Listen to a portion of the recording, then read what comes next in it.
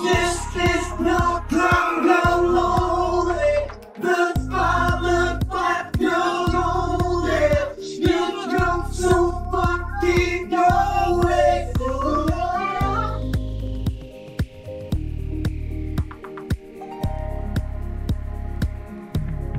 Nagbalik na sa ere ngayong araw, October 28, 2023, ang noontime show na It's Showtime. Matapos ang 12 araw na suspension ng naturang show, ay nakabalik na ito sa national television.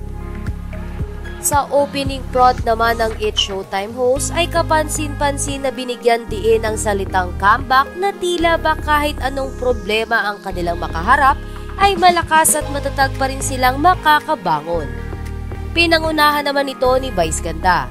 Sa katunayan, ay proud na binidyo ni Ayon Perez ang performance ng kanyang asawa. Narito at panoorin natin.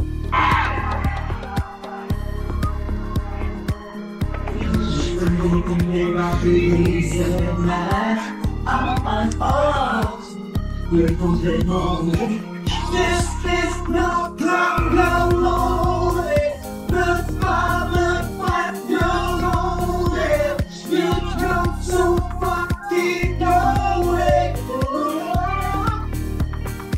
Samantala, matapos ang performance ng lahat ng It's Showtime host, ay dito na nagbigay ng mensahe si Vice Ganda sa mga madlang people na matyagang naghintay sa kanila.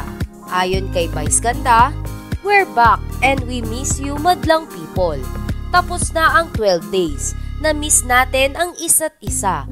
Comeback is reals. Ito na. Na-miss nyo ba kami? So eto na, magkakasama tayo ulit. Tuloy-tuloy na naman ang kasiyahan natin. Sabay-sabay tayong ngingiti, sabay-sabay tayo hahalakhak.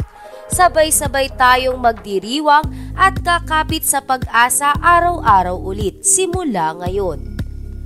Shinare din ni Vice Ganda sa madlang people na talagang pinaghandaan nila ang kanilang pagbabalik. Kaya naman asahan na bonggang performance ang kanilang ihahatid sa kani-kanilang magpasikat performance. Sa kabilang banda ay pinasalamatan din ng It's Showtime family ang It's Your Lucky Day sa pagsalo sa kanila habang sila ay suspendido.